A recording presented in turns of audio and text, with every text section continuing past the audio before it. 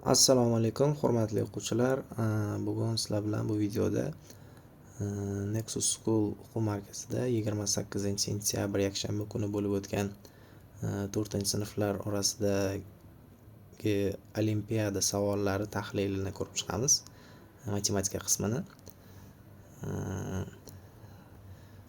Videoni ko'rib sizlar testda qilgan xatolaringizni, qayerda qanaqa xato qilgansiz, qaysi savollar ustida ko'proq o'z ustingizda ishlashingiz kerakligini bilib olasiz. Demak, tahlilimizni boshlaymiz. Matematika mantiq elementlari bilan 30 savol berilgan. Birinchi savolimiz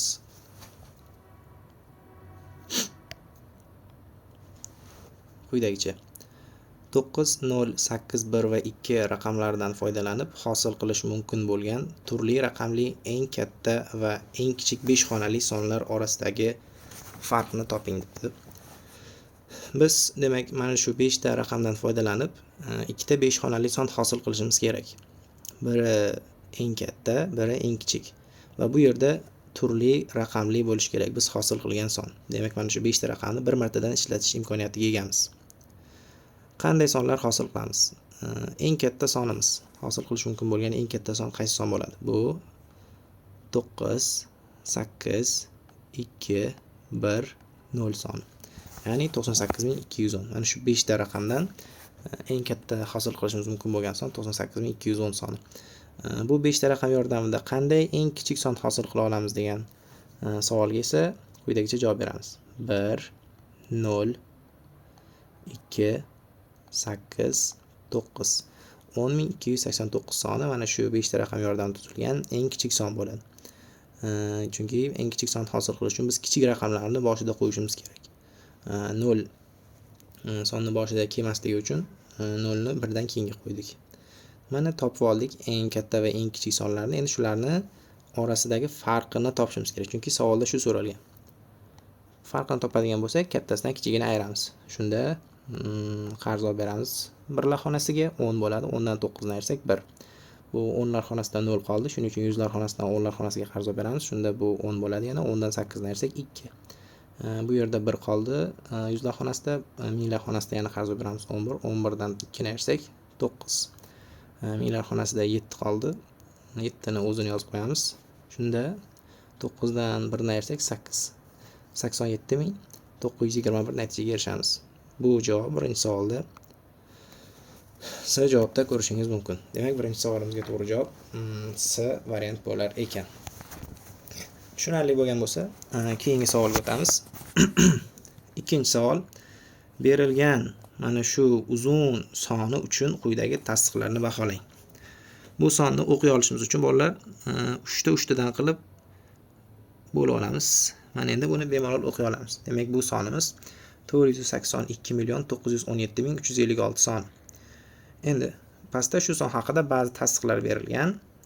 Shu tasdiqlarni baholashimiz kerak. Baholang deganda biz to'g'ri yoki noto'g'ri tasdiqligini aniqlashimiz kerak. Birinchi tasdiq: har bir sinfdagi raqamlar yig'indisi 18 dan kichik. Bu savolga javob berish uchun, bu tasdiqni to'g'ri yoki noto'g'riligini aniqlash uchun har bir sinfdagi raqamlar yig'indisini hisoblashimiz kerak. Xo'p, birlar sinfida raqamlar yig'indisi 3, 5, 6 yig'indisi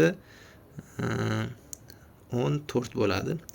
Minglar sinfida raqamlar yig'indisi 9, 1, 17 17 bo'ladi. Millionlar sinfida raqamlar yig'indisi yana 14. Ko'rib turibmizki, birinchi tasdiq to'g'ri. Har bir sinfdagi raqamlar yig'indisi 18 dan kichik bo'lmoqda. Endi ikkinchi tasdiqqa o'tamiz. Ikkinchi tasdiqda aytilyaptiki, minglar xonasidagi raqam qolgan raqamlarga nisbatan kichik. Bu sonni minglar xonasini topamiz. Orqa tarafdan hisoblasak, birlar, o'nlar, yuzlar va minglar xonasiga kelamiz. Minglar xonasida 7 raqami turibdi. Bu 7 raqam qolgan raqamlarga nisbatan kichikmi? Yo'q. Shuning uchun ikkinchi tasdig'imiz noto'g'ri tasdiq bo'ladi. Uchinchi tasdiq: raqamlar yig'indisi 17 ga teng bo'lgan sinf mavjud. Bu tasdiq ham to'g'ri. Chunki minglar sinfida raqamlar yig'indisi rostdan ham 17. Demak, biz tasdiqlarni hammasini baholab chiqdik. Birinchisi to'g'ri, ikkinchisi noto'g'ri, uchinchisi yana to'g'ri ekan. Shuning uchun ikkinchi savolga to'g'ri javob deb B variantini olamiz. Navbatdagi 3-savolga diqqat qilamiz. Seyf 5 ta turli raqamdan iborat kod bilan ochiladi.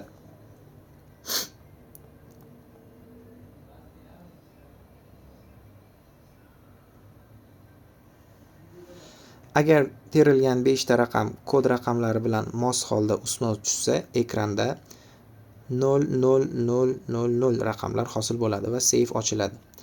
Agar terilgan 5 ta raqam kod raqamlari bilan farq qilsa, seyf ochilmaydi va ekranda quyidagicha tartibda yozuvlar hosil bo'ladi.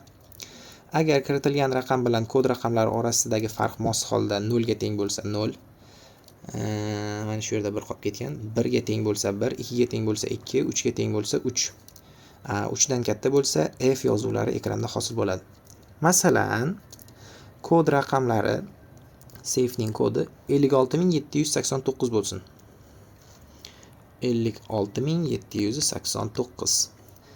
Agar biz kod sifatida 47639 ni kiritsak, seyf ochilmaydi, chunki bu to'g'ri kod emas va ekranda nima hosil bo'ladi deyilyapti? 111 F0 yozuvi hosil bo'ladi. Nega? Chunki mana bu raqam haqiqiy koddan 1 ga farq qiladi. 7 raqami ham 6 dan 1 ga farq qiladi. 6 raqami 7 dan 1 ga farq qiladi. 3 raqami bilan 8 raqami 5 ga farq qiladi. Shuning uchun bunda F harfi chiqib qoladi. Chunki farq 3 dan katta bo'lsa F harfi chiqishi kerak. 9 ikkalasi ham mos tushgani uchun bu yerda 0 paydo bo'ladi. Agar hamma raqamlar mos tushsa, hammasi 0 bo'ladi deyilyapti. Tushunarlimi? Endi masala shartiga qaytamiz. Dastlab 32719 kiritilgan edi. Seyf ochilmadi va ekranda 0F2FF yozuv paydo bo'ldi.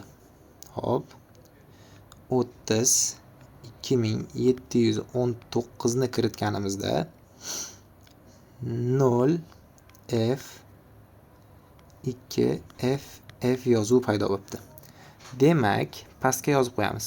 Biz izlayotgan o'sha 5 xonali sonning birinchi raqami 3 ekan. Chunki biz mana shuni kiritganimizda birinchi xonada 0 paydo bo'ldi. Demak, bu birinchi raqamimiz mos tushgan. Ikkinchi raqamimiz mos tushmagan, farq 5 ga teng, 3 dan katta. Bu ham mos, 3-chi, 4-chi, 5-chi raqamlarimiz ham demak mos tushmaganini ko'rishimiz mumkin. Keyin yana bitta son kiritilgan. 24386. 24386 kiritilgan edi. Seyf ochilmadi yana va ekranda bu safar 1F212 yozuv paydo bo'ldi. Unda bu yerdan biz yana bir nechta raqamlarni aniqlashtirib olishimiz mumkin. Nega? Chunki biz o'rtadagi raqamga 7 ni kiritganimizda ham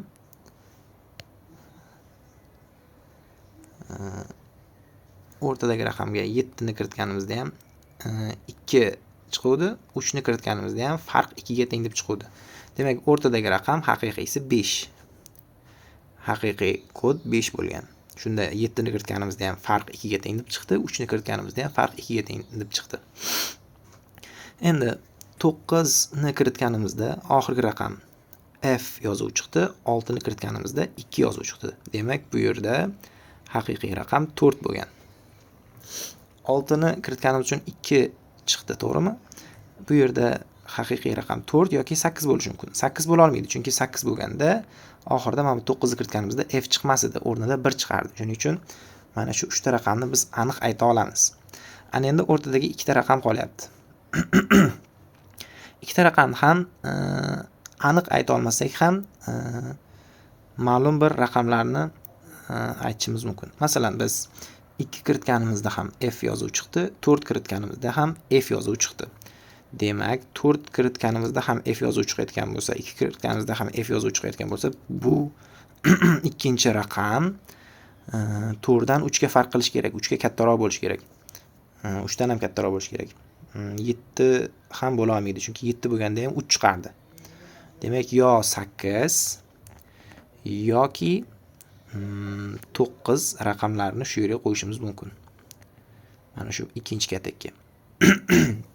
Endi bizda qolyapti 4-katak. 4-katakka 1 raqamini kiritganimizda f chiqdi, 8 raqamini kiritganimizda 1 chiqdi. Demak, 4-katakdagi haqiqiy son 8 dan 1 ga farq qiladi. Demak, u yo 7 bo'lishi mumkin, yo 9 bo'lishi mumkin. Tushunarli bo'ldimi?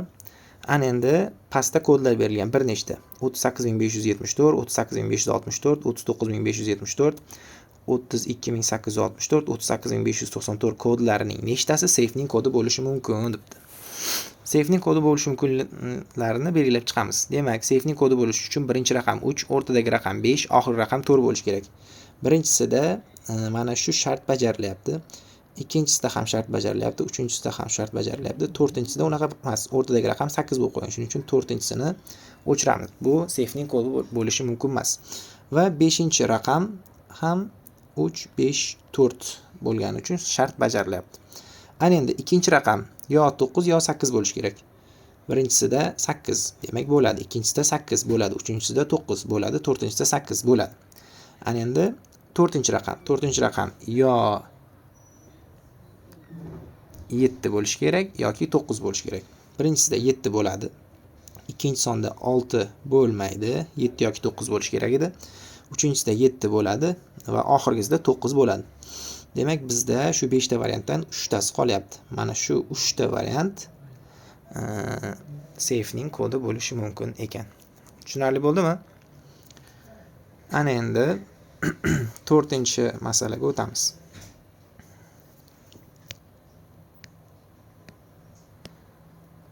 Tomonni tozalab olamiz, yozishimiz uchun joy ajratamiz. 4-masala. Quyidagi tarozi pallasida turgan kubiklar to'g'risida ikkita gap berilgan. Barcha kubiklar bir xil. Taroziga qaraydigan bo'lsak, 6 ta kubik turibdi, 6 ta bir xil kubik. 6 ta bir xil kubikning massasi 198 kg ekan. Demak, biz bu yerdan bitta kubikning massasini aniqlay olamiz. Buning uchun 198 ni bo'lamiz 6 ga. Shunda 33 kg chiqadi. Demak, bitta kubigimiz 33 kg ekan. Ana endi gaplarni o'qiymiz. Birinchi gap. 3 ta kubikning og'irligi bitta kubikning og'irligidan 66 kg og'irroq. Bu gap to'g'ri. Chunki 3 ta kubik 33 kg dan 99 kg bo'ladi. Bitta kubik 33 kg dan 33 kg bo'ladi. Shunda 3 ta kubik bitta kubikdan 66 kg og'irroq bo'ladi. Demak, birinchi aytilgan gap to'g'ri.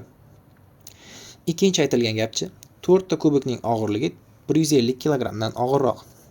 4 ta kubikning og'irligi 33 kg dan 132 kg bo'ladi. Bu esa bolalar 150 kg dan og'ir emas. Shuning uchun ikkinchi gap noto'g'ri. Endi variantlarga qaraymiz. Variantlarda ikkala gap ham to'g'ri deyilyapti. Bu bo'lmaydi, chunki birinchi gap to'g'ri bo'ldi, ikkinchi gap esa noto'g'ri bo'ldi. B javobda ikkalaga ham noto'g'ri deyilyapti. Demak, bu ham to'g'ri javob bo'lmaydi. C javobda faqat birinchi gap to'g'ri, D javobda faqat ikkinchi gap to'g'ri deyilyapti. Biz to'g'ri javob deb C javobni olamiz, chunki faqat birinchi gapni tekshirganimizda to'g'ri chiqdi, ikkinchi gap noto'g'ri chiqdi. Demak, 4-savolga to'g'ri javob C bo'ladi. 5-savol. Kitob sahifalarini nomerlash uchun 610 ta raqam kerak bo'ladi. Bu kitob sahifalarini nomerlash 3-betdan 3 raqami bilan boshlangan. Bu kitobning oxirgi varog'idan bitta oldingi varoq sahifalarni nomerida qatnashgan raqamlar yig'indisi quyidagilardan qaysi biriga teng bo'lishi mumkin? Izoh: ikkita bir xil raqam bo'lsa, bitta raqam bo'lib hisoblanmasin, kitob muqovasi hisobga olinmasin deyilibdi. Demak, boshladik. Kitobni nomerlash uchun 610 ta raqam ishlatilgan. Kitob 3-betdan 3 raqam bilan boshlangan. Bolalar, biz bunga doir ko'p masala ishlaganmiz. Kitobni 3-betdan 9-betgacha ham raqamlab chiqamiz. Shunda biz 7 ta raqam ishlatamiz. 10-betdan 99-betgacha ham raqamlab chiqish uchun yana 180 ta raqam ishlatamiz. Jami 187 ta raqam ishlatdik. Bizda o'zi 610 ta raqam bor edi. Undan 180 tasini yana keyin 7 tasini ishlatganimizdan keyin nechta raqam qoladi? 610 dan 180 ni ayiramiz. 430. 430 dan yana 7 ni ayirsak 421. Bizda 421 ta raqam qoldi. Bu 421 ta raqamni endi 100-betdan boshlab yana ishlatib boshlaymiz. Faqat har bir betga 3 tadan raqam ishlatamiz. Shunda yana necha betni raqamlab chiqa olamiz degan savol tug'iladi. Buning uchun 421 ni 3 ga bo'lishimiz kerak. Shunda 107 bet javobini olamiz.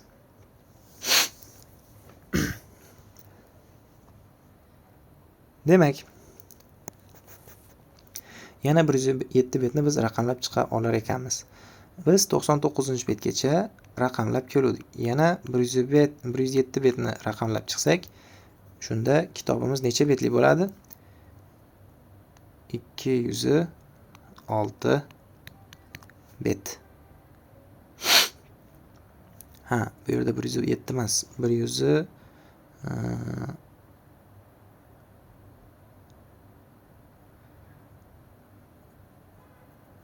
3 ga bo'lsak 143 bet.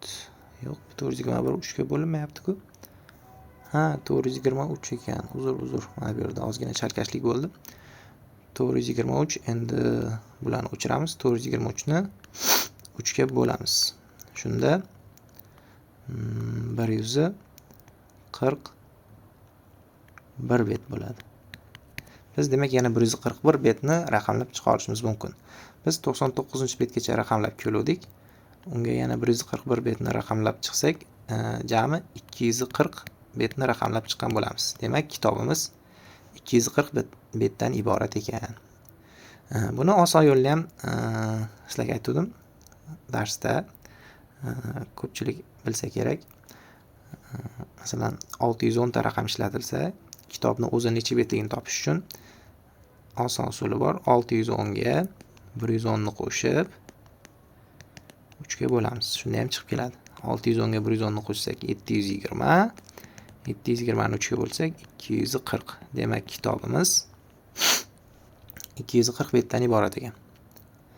Ana endi kitobning necha betligini aniqlab oldik. Endi masalani keyingi qismiga o'tamiz. Bu kitobning oxirgi varog'idan bitta oldingi varoq sahifalarining nomerida qatnashgan raqamlar yig'indisi quyidagilardan qaysi biriga teng bo'lishi mumkin? Kitobning oxirgi varog'ida qaysi sonlar bo'ladi? 239 va uni orqa tarafida 240 sonlari bo'ladi. Bizdan oxirgi varoq emas, undan bitta oldingi varoq aytilyapti. Oxirgi varoqdan oldingi varoqda 237, varoqning orqa qismida esa 238 sonlar bo'ladi. Shu sonlarning raqamlar yig'indisi nechini beradi? Hisoblaymiz. 237 ning raqamlar yig'indisi 12, 238 raqamlar yig'indisi esa 13. Bu ikkalasining yig'indisi 25. Demak, kitobimizning oxirgi varog'idan bitta oldingi varoqdagi sonlarda berilgan raqamlar yig'indisi 25 bo'lar ekan. Bu 5-savolda B javobda berilgan. Xo'p.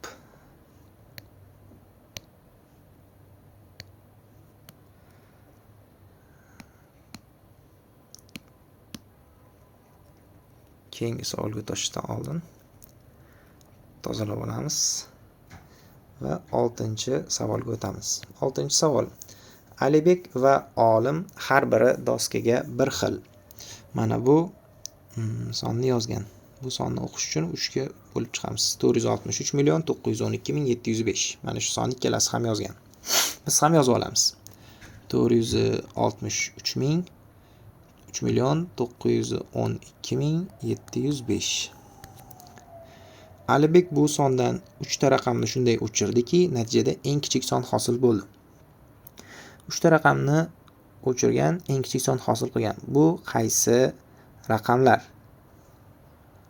Demak, u 4 ni o'chirgan, 6 ni o'chirgan va 9 ni o'chirgan. Shunda eng kichik son hosil bo'ladi. Bu qaysi son? 312,705. Alibek hosil qilgan son bu. Olim esa bu sondan 4 ta raqamni shunday o'chirdi. Natijada eng kichik son hosil bo'ldi. Olim yana bitta ko'proq raqam o'chirgan. Demak, u mana bu 3 ni ham qo'shib o'chirgan bo'ladi. Shunda olim hosil qilgan son 12705 bo'ladi. Mana shu eng kichik hosil qilish mumkin bo'lgan son. Raqamlar o'chirilgandan so'ng doskada hosil bo'lgan sonlar yig'indisini toping. Mana ikkita hosil bo'lgan sonni endi yig'indisini topib qo'yamiz. 5 ga 5 ni qo'shsak 10, 10 0 1 yodda. 0 ga 0 0 yoddagi 1 ni yozamiz bu yoqqa. 7 ga 7 ni qo'shsak 14, 14 ni 4 ni yozamiz yana 1 yodda. 2 2 ni qo'shsak 4 yoddagi 1 bilan 5. 1 ga 1 ni qo'shsak 2. Bu yoqda 3. 325.410 soni hosil bo'lar ekan. Bu esa 6-savolda B javobda berilgan. Navbat 7-savolga. Maxsus agent 6 xonali kodni buzishga harakat qildi. Agent kodning juft o'rinda turgan va toq o'rinda turgan raqamlar yig'indisi teng ekanligini biladi. Quyidagi javoblardan qaysi biri shu kod bo'lishi mumkin? Demak, har bir javobni tekshirib ko'ramiz. A javobda 8 1 yulduzcha 61. Mana shu son agent izlayotgan son bo'la oladimi? Tekshirib ko'ramiz. Sonning juft o'rinda turgan raqamlar yig'indisi bilan toq o'rindagi raqamlar yig'indisi teng bo'lishi kerak. Bu shart bajariladimi bu sonda? Toq o'rinda 8 yulduzcha va 6 turibdi. Juft o'rinda 1 yulduzcha 1. Toq o'rnidagi raqamlar yig'indisi hozircha 8 ga 6 ni qo'shamiz 14. Juft o'rnidagi raqamlar yig'indisi ma'lumlari 1 ga 1 qo'shsak 2. Demak, bolalar, agar mana bu toq o'rnida turgan raqam 0 bo'lgan taqdirda ham toq va juft o'rnidagi raqamlar yig'indisi teng bo'lishi uchun mana bu raqam 12 bo'lishi kerak. Lekin bu raqam bo'lgani uchun 12 bo'la olmaydi. Shuning uchun A javob biz izlayotgan kod bo'la olmaydi. Endi B javobga o'tamiz. B javobda berilgan son 7 yulduzcha 7 2 7 yana yulduzcha. Buni hisoblaymiz. Toq o'rnida turgan raqamlar yig'indisini 7 7 7 21. Endi juft o'rnida turgan raqamlar yig'indisi 21 bo'la oladimi? Yo'q. Nega? Agar mana bu ikkita raqam 9 9 bo'lgan taqdirda ham 20 bo'ladi. 21 bo'lmaydi. Shuning uchun B javob ham biz izlayotgan son bo'lmaydi. C javob. C javobda berilgan son bu 4 yulduzcha 4 1 4 1. Mana shu son biz izlayotgan son bo'lishi mumkinmi? Toq o'rinda turgan raqamlar 4 4 4 bulan yig'indisi 12. Juft o'rnida turgan raqamlar 1 1 yulduzcha 12 bo'lish uchun yulduzcha 10 bo'lish kerak. Bu esa 10 bo'la olmaydi, chunki bu raqam. Shuning uchun C javob ham biz izlayotgan son emas ekan. Bizda faqat D javob qolyapti. Uni tekshirish shart emas, lekin biz tekshirib ko'ramiz. 1 2 yulduzcha 9 yulduzcha 8. Xo'p, mana shu biz izlayotgan kod bo'lishi mumkinmi? Toq o'rinda raqamlar 1 yulduzcha yulduzcha, juft o'rindagi raqamlar 2 9 8. Buni yig'indisi 19. Demak, 19 bo'lish uchun mana bu ikkita raqam ham 9 9 bo'lishi kerak. Demak, mana shu sonda toq o'rnidagi raqamlar bilan juft o'rnidagi raqamlarni tenglasak bo'lar ekan. Mana yulduzchalar o'rniga 9 qo'ysak. Demak, biz izlayotgan son D. Mana shu son maxsus agent izlayotgan kod bo'lishi mumkin ekan. Xo'p, navbatdagi savol. Alibek nishonga 4 marta nayza otdi va barcha nayzalar nishonga tegdi. Nishonning turli qismlari uchun beriladigan ballar esa quyidagicha. O'rtasiga tegsa 60, chetrog'iga 40, undan ham chetrog'iga tegsa 20 va eng chetiga tekkanda 10 ball. Alibekning jami egallagan balli quyidagilardan qaysi biri bo'la olmaydi? Xo'p, biz bo'la olmaydigan topishimiz kerak. Shuning uchun bo'ladiganlarni chiqarib tashlaymiz. Masalan, A javobda 80. 80 bo'ladi. Qachon? Agar 4 ta o'q ham 20 ochkolikka tegsa. Bu 80 bo'ladi. Demak, bu javob bo'la olmaydi. Bizdan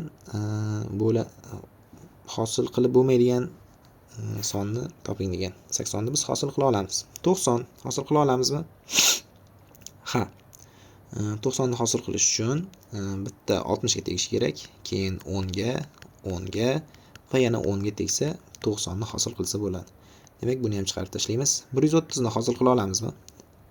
Demak, 130 ni hosil qilish uchun bitta 60, bitta 40 bitta 20 ga, bitta 10 ga tegishi kerak. Demak, 130 ham hosil qilsa bo'ladi.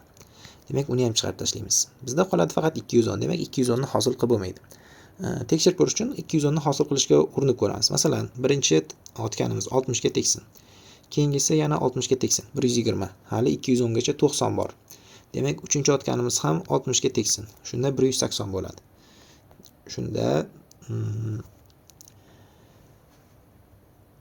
4-chi otishimiz 210 bo'lishi uchun 4-chi otishimiz 30 bo'lishi kerak. Bizda esa 30 ochkolik zona yo'q. Shuning uchun biz 210 ni hosil qila olmaymiz. Demak, 8-savolga to'g'ri javob D. 9-savol. Tarkibidagi raqamlari faqat juft bo'lgan eng katta 5 xonali sondan tarkibidagi raqamlari faqat toq bo'lgan eng katta 3 xonali son ayrildi. Hosil bo'lgan ayirmadagi sonning o'nlar va minglar xonalaridagi raqamlar o'rni o'zaro almashtirildi. Natijada qanday son hosil bo'ladi deb savol berilibdi. Demak, boshidan kelamiz. Qadamma-qadam. Tarkibidagi raqamlari faqat juft bo'lgan eng katta 5 xonali son bu 8, 8, 8, 8, 8, ya'ni 88888. Bu sonning tarkibidagi hamma raqam juft va bu eng katta 5 xonali son. Hamma raqamlari juft bo'lgan. Ana endi undan ayiramiz nimani?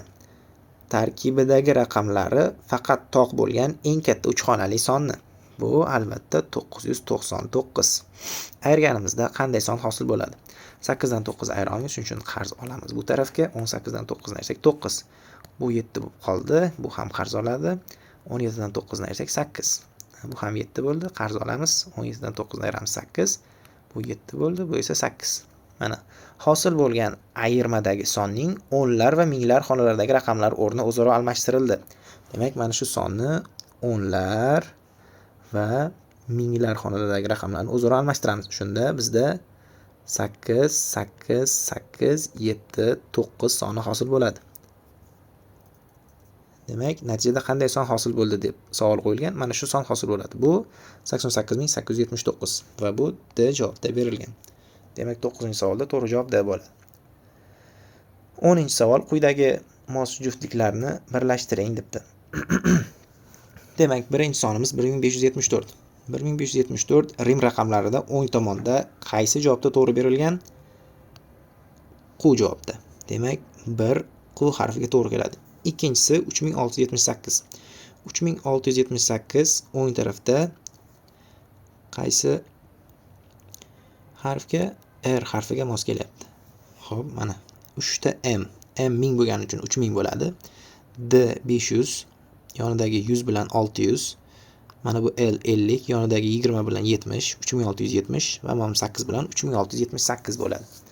Demak, I harfi ikkinchi son R harfiga mos kelyapti. Demak, bizda o'sha javob aniqlandi. A javob. Chunki 1 Q bo'ldi. Shuning uchun B javob chiqib ketadi. 1 P emas. C javob ham chiqib ketadi. 1 P deyilgan. D javob qoladi. 2 esa R ga to'g'ri keldi. D javobda 2 P ga to'g'ri keladi. Shuning uchun D javob ham chiqib ketadi. Faqatgina A javob qoladi. Shunda 3-sonimiz 2540 soni S soniga to'g'ri keladi. 3550 esa mana bu birinchi P ga to'g'ri keladi. Shunda to'g'ri javob A ligini ko'rishimiz mumkin. 11. Qaysi javob quyidagi ifodaga teng? Xo'p. Pastda sonni har birini xona birliklariga yoyib, keyin 7 ga ko'paytirilganini ko'rishimiz mumkin. Demak, yuqoridagi sonni ham shu holatda keltiramiz. 7 ko'paytiruv 80976 ni quyidagicha yozib olamiz. 80000 plus 900 plus 70 plus 6. Shunda 7 avval 80000 ga ko'payadi. A javobda ham, B javobda ham, C javobda ham, D javobda ham 7 80000 ga ko'payapti. Keyin 7 900 ga ko'payishi kerak. A javobda 90 ga ko'paygan, shuning uchun A javob chiqib ketadi. B javobda 900 ga ko'paydi. C javobda 90 ga ko'paygani uchun C javob ham chiqib ketadi. D javobda 900 ga ko'paydi. Keyingi 7 keyin 70 ga ham ko'payishi kerak. B javobda 70 ga ko'payapti. Keyin 7 6 ga ham ko'payishi kerak. B javobda 6 ga ham ko'payapti. Demak, B javob to'g'ri. bizda D javob ham bor edi. D javobda 7 80 ga ko'paygan, keyin 7 4 ga ko'payib ayrilgan. Buni hisoblaganimizda yuqoridagi son chiqmaydi. Shuning uchun bizda to'g'ri javob B bo'ladi 11-savolda. Navbatdagi savolga o'tamiz. 12-savol. Iqbol 2, 3, 5, 6, 8, 9 raqamlar yordamida ikkita 400 dan katta 3 xonali sonlarni hosil qildi. Demak, mana shu 6 ta raqam yordamida ikkita 3 xonali son hosil qilgan. Ikkita 3 xonali son, ikkala son ham 400 dan katta. Shunga e'tibor qilishimiz kerak. Bunda har bir raqam faqat bir marta ishlatiladi va birinchi sonda ishlatilgani ikkinchi sonda ishlatilmaydi. Iqbol bu hosil bo'lgan sonlarni qo'shib eng kichik qanday sonni hosil qila oladi? Qo'shganimizda eng kichik son hosil bo'lishi kerak. Demak, biz boshiga kichikroq raqamlarni qo'shimiz kerak. Lekin e'tibor qiling, hosil qilgan ikkala sonimiz ham 400 dan katta bo'lishi kerak. Demak, biz birinchi raqamlarga 5 va 6 ni joylashtiramiz. Bu yoqdan 5 va 6 ni o'chiramiz. Ikkinchi raqamga iloji boricha kichikroq raqam qo'yamiz. 2 va 3 ni. Shunda oxirgi raqamlarga esa 8 va 9 ni joylashtiramiz. Shunda hamma shart bajariladi. Ya'ni hosil qilgan sonlarimiz 400 dan katta va bu shartni qanoatlantiradigan eng kichik sonlar. Endi uning yig'indisini hisoblasak, 8 ga 9 ni qo'shamiz 17, 17 ni 7 ni yozamiz. Bir yodda 2 ga 3 ni qo'shamiz 5, yoddagi 1 bilan 6. 5 ga 6 ni qo'shsak 11. Demak, biz 1176, 1167 sonni hosil qilamiz. Bu esa 12-savolda A javobda berilgan. Tushunarli bo'lgan bo'lsa, 13-savolga o'tamiz. 13-savol 10, 12, 14, 16 juft sonlar ketma-ketligi. To'xtamayapti. Shu 98 xonali sonning 84-xonasida qaysi raqam bor deyilyapti. Demak, bu son 98 xonali. 98 xonali bo'lsa, bu yerda nechta son bor? Har bir son 2 xonali bo'lgani uchun 98 ni 2 ga bo'lamiz. Bu yerda demak 49 ta son bor.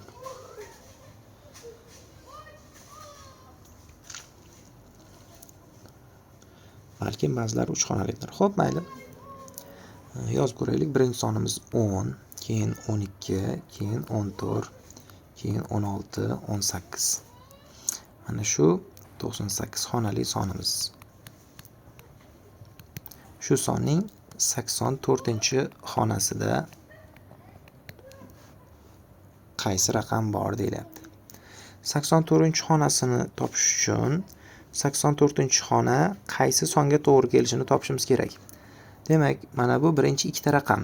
Birinchi va ikkinchi xonalarda 10 son yozilgan. 3-chi va 4-chi xonalarda 12 yozilgan. Shunda 84-xona bu 84 bo'lingan 2. 42-chi son bo'ladi. 42-chi son. Demak, qonuniyatga asosan birinchi sonimiz 10, ikkinchi sonimiz 12, uchinchi sonimiz 14 bo'lsa va hokazo biz 42-chi sonni topishimiz kerak. Ya'ni 2 qo'shilib ketyapti. 42-chi sonni topish uchun birinchi songa 41 ta 2 ni qo'shishimiz kerak. Chunki ikkinchi sonni topish uchun birinchi songa bitta 2 qo'shamiz. Uchinchi sonni topish uchun birinchi songa 2 ta 2 qo'shamiz. Demak, 42-chi sonni topish uchun birinchi songa 41 ta 2 qo'shamiz. Ya'ni 82 ni qo'shamiz. Shunda 42-chi sonimiz 92ligi kelib chiqadi. Mana shu son 42-chi son. Demak, mana bu 92 ni birinchi 9 raqami 83-xona, ikkinchi raqami esa 84-xona bo'ladi. Demak, bu sonni 84-xonasida 2 raqami bor ekan. 14-savol. Barcha 6 xonali sonlar nechta? Xo'p, 6 xonali sonlar 100 mingdan boshlanadi to 999.999 gacha. Ular nechtaligini topish uchun 999.999 dan 100 mingni ayirib 1 qo'shib qo'yamiz. Ayirganimizda nima bo'ladi? 899.999. Unga 1 ni qo'shsak esa 900 ming. Demak, 6 xonali sonlar 900 mingda ekan. To'g'ri javob B bo'ladi. Bu savollar oson savol tipiga kiradi. Bunaqa savollarni tez-tez ishlab, keyingi savollarga o'tishimiz kerak. Xo'p, keyingi savol. 15. 1 dan 400 gacha bo'lgan barcha natural sonlarni hammasi bo'lib, sonlarda hammasi bo'lib nechta 4 raqami qatnashadi? Demak, biz 1, 2, 3, 4 va hokazo 400 gacha ham yozib chiqishimiz kerak va bu sonda nechta 4 raqami qatnashini aniqlashimiz kerak. Bilamizki, bolalar, 1 dan 99 gacha yozib chiqqanimizda 4 raqami 20 marta ishtirok etadi. 100 dan 199 gacha yozib chiqqanimizda ham 4 raqami 20 marta ishtirok etadi. 200 dan 299 gacha yozib chiqqanimizda ham 4 raqami 20 marta ishtirok etadi.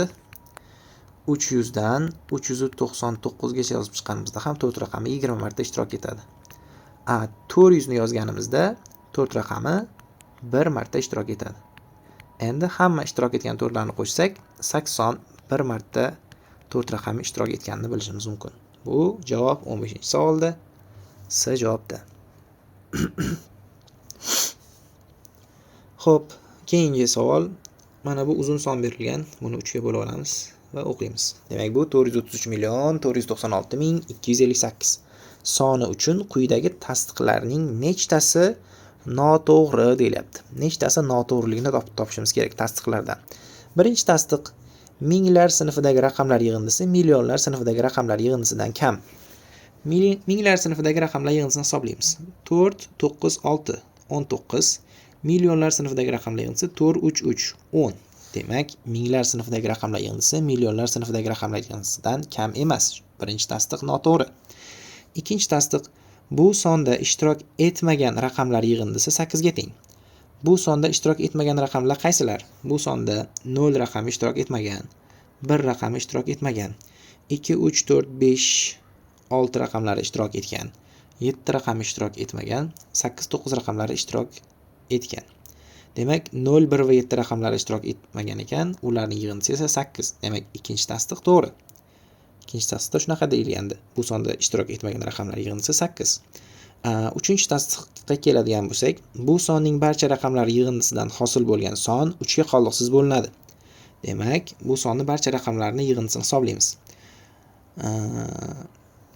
Millionlar sinfidagi raqamlar yig'indisi hisoblangan 10, minglar sinfidagi raqamlar yig'indisi 19, shunda birlar sinfidagi raqamlar yig'indisini hisoblasak 15 chiqadi. Endi bularni barchasini qo'shadigan bo'lsak, sonni raqamlar yig'indisini topamiz. Bu 44 bo'ladi.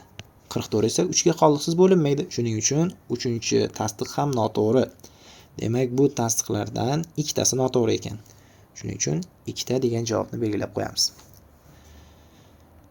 Keyingi savol 17.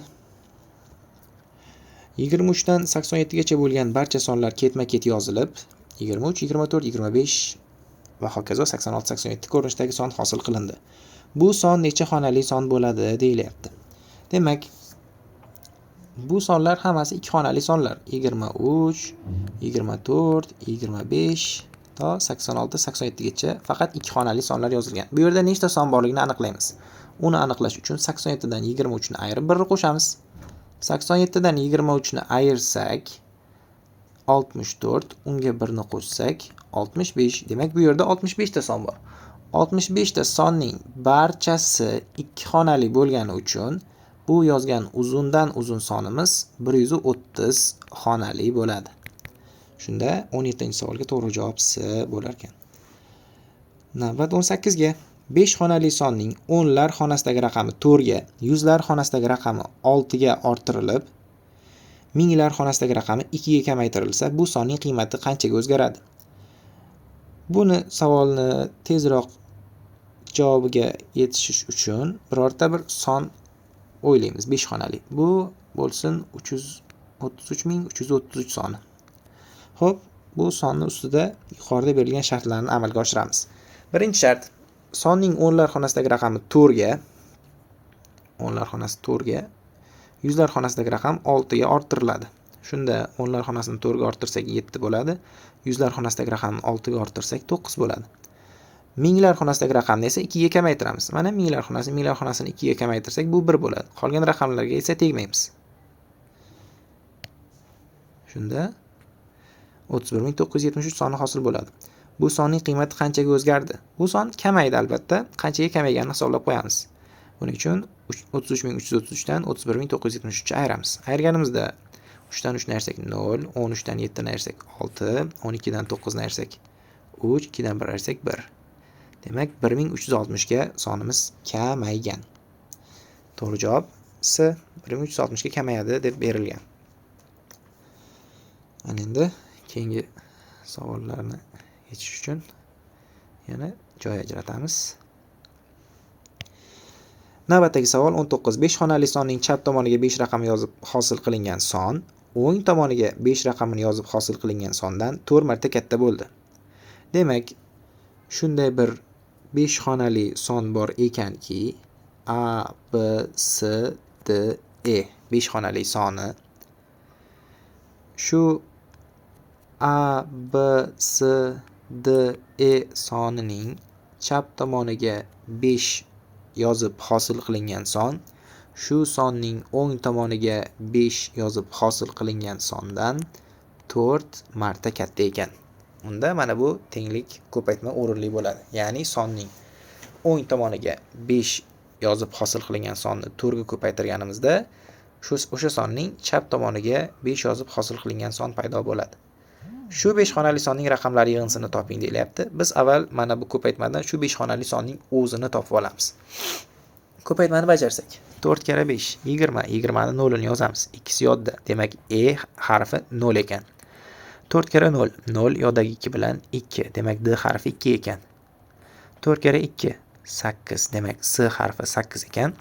4 kara 8 32. 32 ni ikkisini yozamiz. 3 yodda. Demak, B harfi 2 ekan. 4 kara 2 8, yoddagi 3 bilan 11. 11 ni 1 ni yozamiz. 1 yodda. Demak, A harfi 1 ekan. Unda 4 kara 1 4, yoddagi 1 bilan 5 bo'ladi. Mana biz izlayotgan son chiqib keldi, 5 xonali son. Tepada ham, pastda ham. A, B, C, D, E 12820 ga teng. Endi shu sonni raqamlar yig'indisini hisoblab qo'yamiz. Raqamlar yig'indisi 1 plus 2 plus 8 plus 2 plus 0 bo'ladi 13. To'g'ri javob 19-savolda A javobda. Tushunarli bo'ldi degan umiddaman. 20-savol. 7 xonali sonning raqamlar yig'indisi 49 ga teng bo'lsa, shu shartni qanoatlantiruvchi 7 xonali sonlar ichidan eng katta va eng kichik sonlar orasidagi farqni toping deyilyapti. Demak, 7 xonali son yozishimiz kerak. 1, 2, 3, 4, 5, 6, 7. Shu 7 xonali sonning raqamlar yig'indisi 49 bo'lishi kerak. Shu shartni qanoatlantiradigan eng katta va eng kichik sonlarning farqini topishimiz kerak. Eng katta son qanday bo'ladi?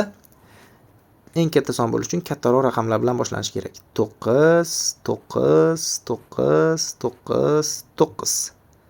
5 ta 9 45. Bizda esa raqamlar yig'indisi 49 bo'lishi kerak. Demak, yana bizga 4 kerak. Shuning uchun mana bu yerga 4 yozamiz, bu yog'iga esa 0. Mana shu sonimiz raqamlar yig'indisi 49 bo'lgan eng katta 7 xonali son. Endi biz raqamlar yig'indisi 49 bo'lgan eng kichik 7 xonali sonni yozamiz. Shunda u albatta 1 bilan boshlanishi kerak eng kichik bo'lishi uchun va katta raqamlarni endi orqasidan qo'yamiz. 9, 9, 9, 9, 9. Shunda hozircha raqamlar yig'indisi 46, 49 bo'lish uchun ikkinchi raqam 3 bo'lishi kerak. Mana shu eng kichik raqamlar yig'indisi 49 bo'lgan eng kichik 7 xonali son bo'ladi. Bundan kichik son hosil qila olmaysiz. Raqamlari 49, yig'indisi 49 bo'lgan 7 xonali sonni. Shu sonlarni endi farqini topib qo'yishimiz kerak.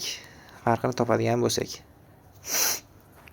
qarz beradi. 10 dan 9 ni ayiramiz 1, 13 dan 9 ni ayirsak 4, 18 ni ayirsak 18 dan 9 ni ayirsak 9, 18 dan 9 ni ayirsak yana 9, 18 dan 9 ni ayirsak 9, 8 dan 3 ni ayirsak 5, 9 dan 1 ni ayirsak 8. 8.599.941. Bu B javobda berilmoqda. Mana shunday to'g'ri ishlasak, albatta to'g'ri javoblardan birini albatta topamiz. 21-savol. Har bir 2 xonali sonning raqamlari ko'paytmasini topishdi. Keyin har bir ko'paytmaning raqamlari yig'indisini topishdi. Bu yig'indining eng katta qiymati nechaga teng?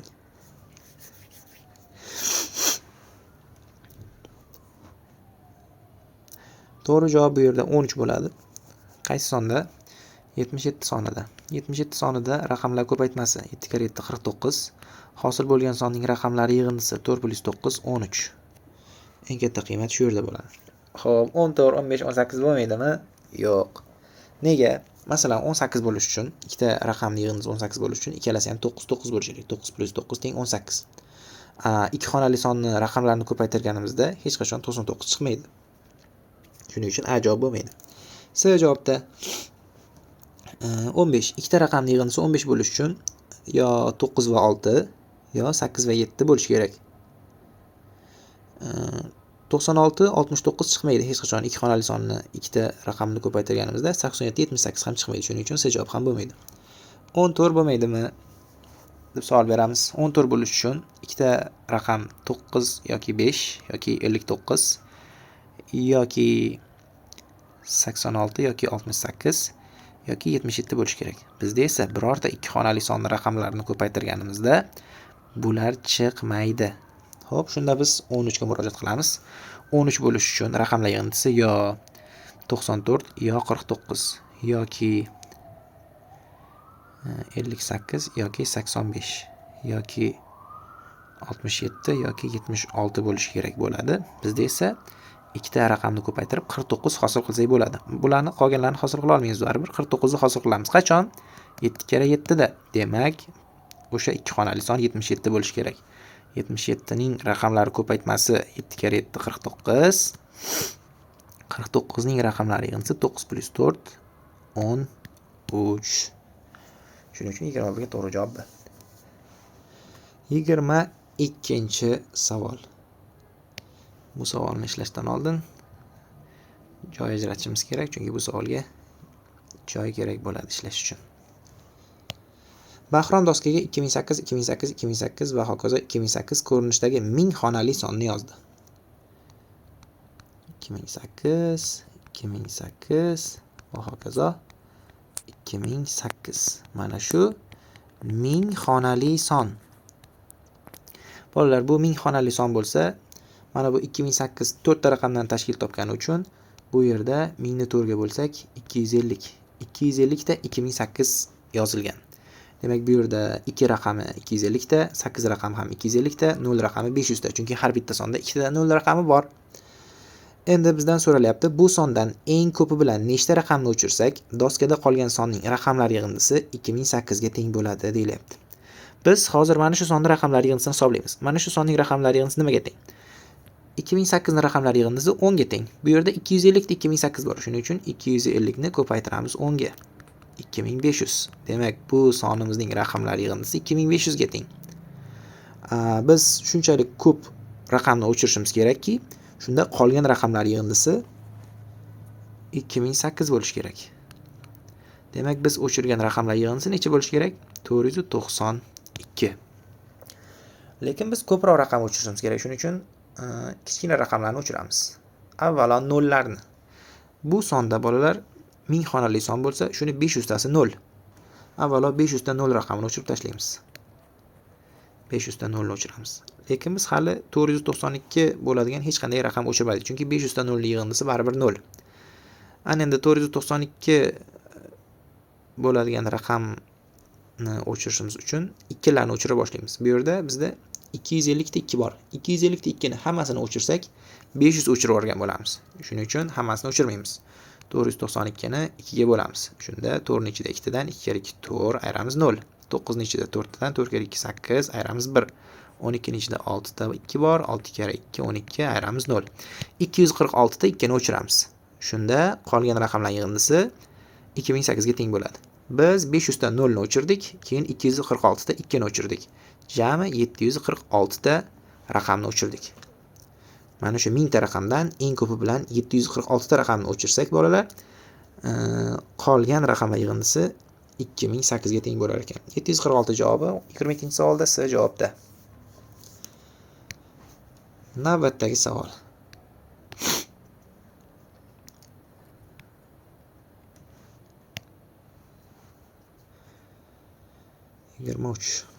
Alibek 1 3 5 7 8 9 raqamlari yordamida ikkita 500 dan katta 3 xonali son hosil qildi. Mana shu 6 ta raqam yordamida ikkita 3 xonali son hosil qilgan. Ikkalasi ham 500 dan katta.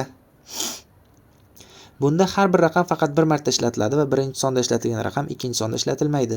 Alibek bu hosil bo'lgan sonlarni qo'shib eng kichik qanday son hosil qiladi? Qo'shganimizda eng kichik son hosil bo'lishi kerak. Lekin shuni ham unutmaslik kerakki, ikkala hosil qilgan sonimiz ham 500 dan katta bo'lishi kerak. Demak, birinchi sonni birinchi raqami 5, ikkinchi sonni birinchi raqamiga 3 qo'ya olmaymiz, shuning uchun 7 qo'yamiz. Chunki 3 qo'ysak 500 dan kichik bo'lib qoladi. 5 va 7 ni boshiga qo'ydik. Ikkinchi raqamni endi maksimum kichik qilishga urinamiz. Shunda birinchisiga 1, ikkinchisiga 3 qo'yamiz. Oxir katta raqamlarni oxiriga qo'yamiz, 8 bilan 9 ni. Shunda yig'inda eng kichik qiymatga erishadi. Mana bu ikkala son ham 500 dan katta bo'ladi. Yig'indisi nechi? 8 ga 9 17, bir yodda. 1 ga 3 4, yodda 1 bilan 5, 5 ga 7 ni qo'ysak 12. Yig'inda 1257 ga teng. To'g'ri javob B. Hamma shart bajarilyapti. Tekshirib ko'rsanglar. 6 ta raqamdan ikkita son tuzdik. Har bir raqamni bir martada ishlatdik. Ikkala hosil qilgan sonimiz ham 500 dan katta va yig'indi eng kichik natija. Chunki biz barcha shartga mos tushadigan eng kichik sonlarni tanladik. 24 315 41 6 7 63 va 2 sonlarni ketma-ket yozib, eng kichik 10 xonali sonni hosil qiling. Kichikroq son hosil qilishimiz uchun kichikroq raqam bilan boshlanadigan sonlarni boshiga qo'yamiz. Bu sonlar orasida kichik raqam bilan boshlanadigani 2. Shuning uchun 2 ni boshiga qo'yamiz. Bu yoqdan esa 2 ni o'chiramiz. 2 ni ortidan 315 41 6 7 63 bor. 315 ni qo'yamiz, chunki bu kichikroq raqam bilan boshlanyapti. Keyin bu yoqdan 315 ham o'chiramiz. Endi qolgan 4 ta sondan 41 kichikroq raqam bilan boshlanadi, shuning uchun 41 ni qo'yamiz. 41 bu yoqdan o'chiramiz. Endi bizda 6 va 63 bor. 6 va 63 dan qaysi birini qo'yamiz? 63 ni, chunki 6 dan keyingi raqam 3. 3 bu kichik raqam. Agar hozir 6 ni qo'ysam, undan keyin yo 7 ni yoki 63 ni qo'yishim kerak. Shunda 6 dan keyin yo 6 yo 7 kelib qoladi. Shuning uchun 63 ni qo'yaman. 63 qo'yganimizdan keyin 6 ni, keyin esa 7 ni qo'yamiz. Mana shu hosil qilingan eng kichik son bo'ladi. Bu qanaqa son ekan? 2 milliard 315 million 416 ming 367. Oxirgi 3 ta raqamidan bilib olsak bo'ladi. 367 javobi B javobda. Boshqa javobda 367 javobi yo'q, oxirgi 3 ta raqam. Xo'p, 25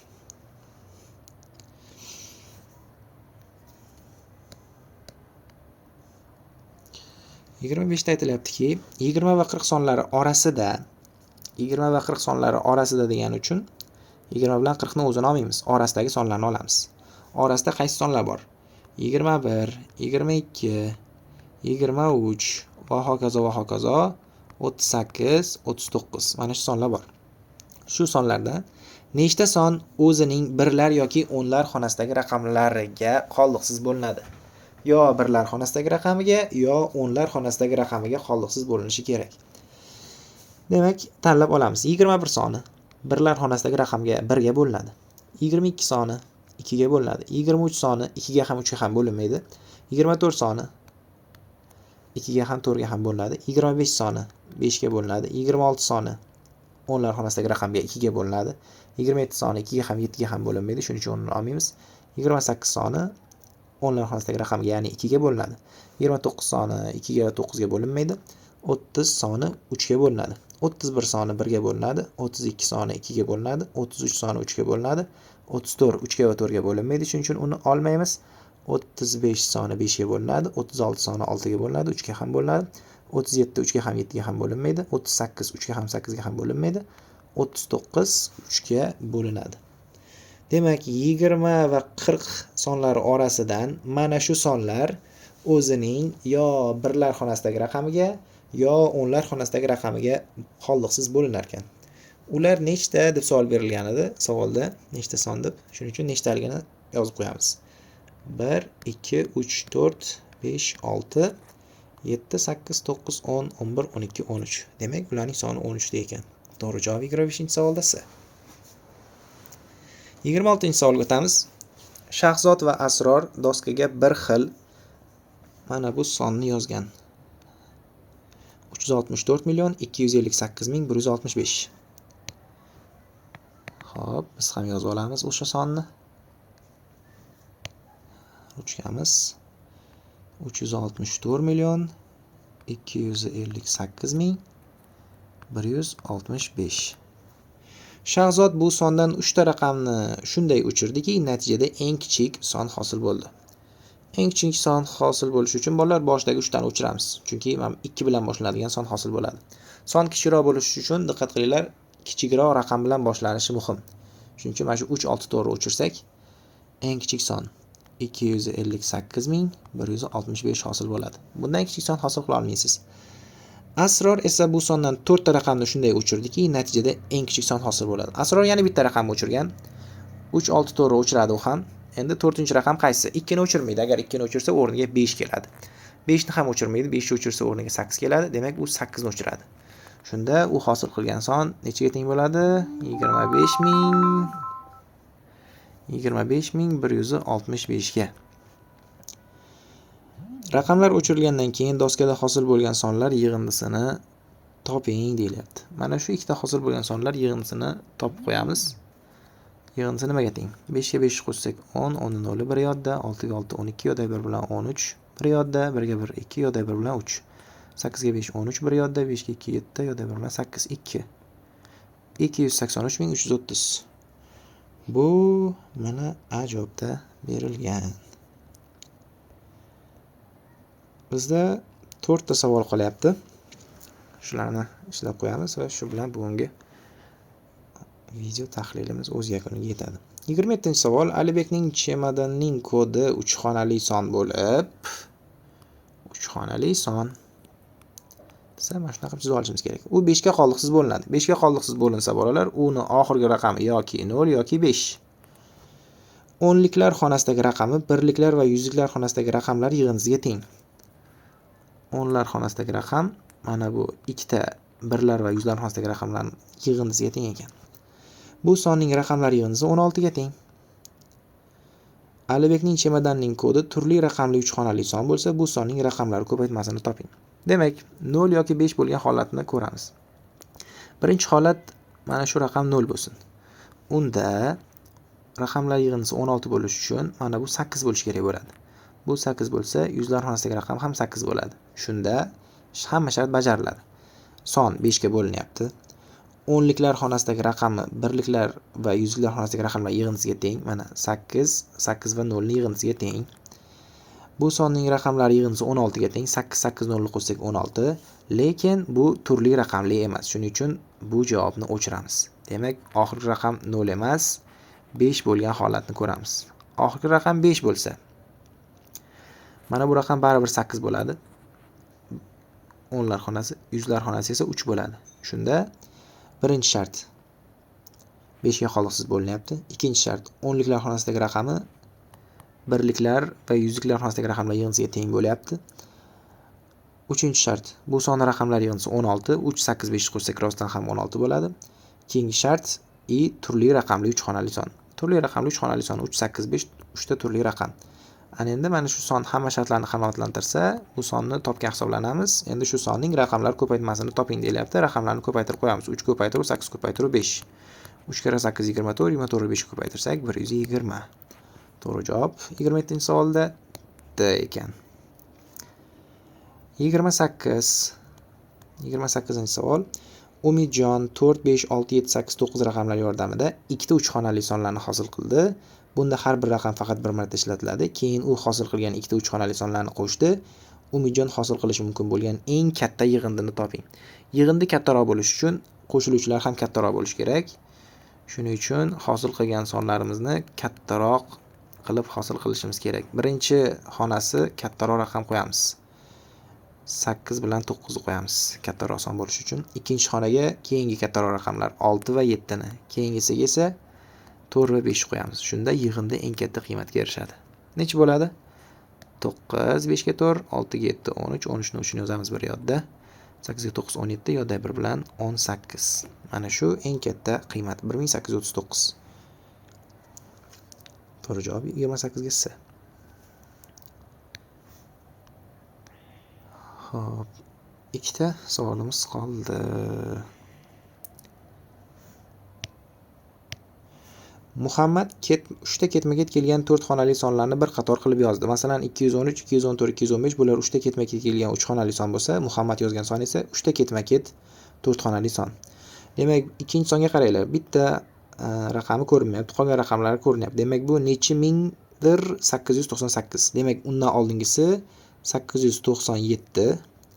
Undan keyingisiga qarasak 4000. Demak, bu 4897, 4898, 4899 sonlari. Mana shu ketma-ket kelgan 3ta 4 xonali son. Sonlarning o'chirilgan qismlari qaysi variantda to'g'ri ko'rsatilgan? Birinchisida 489 o'chirilgan, ikkinchisida 4 o'chirilgan, uchinchisida 99 o'chirilgan. Bu javobda. 30-savol. Temurda sonlar yozilgan 3ta karta bor. 200 nimadir 3, 100 nimadir 4, 410 nechidir? Bu sonlar yig'indisi 782 ga teng. Bu sonlarni tagma-tag yozib olamiz. Birinchi sonimiz 200 A deylik 3. Ko'rinmayapti bizga. Ikkinchi sonimiz 100 B 4. Uchinchi sonimiz 410 nechidir? C deylik. Bularning yig'indisi 782 ga teng. Har bir kartadagi sonning bitta raqami o'chib ketgan. Mana biz ularning o'rniga harflar qo'yib oldik. Shu 3ta o'chib ketgan raqamlar yig'indisi nechaga teng? O'chib ketgan raqamlar A plus B plus C. Shularning yig'indisi nechaga teng deyilyapti. Bolalar, tagma-tag qo'shib 782 ga tenglab ishlaymiz. 3 ga 4 qo'shsak 7, 7 ga nimani qo'shsa 2, 5 ni. 5 ni qo'shsa 2 emas, albatta 12, 12 ni ikkisini yozamiz. Biri yodda. Demak, C 5 ekan. Yoddagi 1 bu yoqqa qo'shiladi. Mana bu 1 ga qo'shilsa 2, 2 ga esa nimani qo'shsak 8 bo'ladi? 6 ni. Demak, A plus B 6 bo'lish kerak. A va B nima bo'lishi bizni qiziqtirmaydi. A plus B 6 bo'lish kerak. A bu yoqda esa 2, 1, 4 buni qo'shsak 7 bo'ladi. Demak, biz A plus B plus C ni topishimiz kerak. A plus B ni topdik 6 ekan, C ni topdik 5 ekan, yig'indini topib qo'yamiz. 11 bo'ladi. To'g'ri javob shunda 30-savolda D. A va B ni ikkalasini alohida topish shart emas. Bizda yig'indini so'ragan, yig'indini topdik bo'ldi. A va B har xil sonlar bo'lishi mumkin. A 2 bo'lsa, B 4 bo'lishi mumkin. A 3, B ham 3 bo'lishi mumkin. Yoki A 1 bo'lsa, B 5 bo'lishi mumkin. Lekin yig'indisi har doim 6 bo'lishi kerak. Bo'lmasa masalaning sharti bajarilmaydi. Xo'p, shu bilan matematika qismi tahlili tugadi. Xatolaringizni ko'rib, keyingi safar shunaqa masalalarda xato qilmaslikka harakat qiling. Unda hammaga xayr, salomat bo'linglar. Agar video darsimiz sizlar uchun foydali bo'lgan bo'lsa, biz juda ham xursandmiz.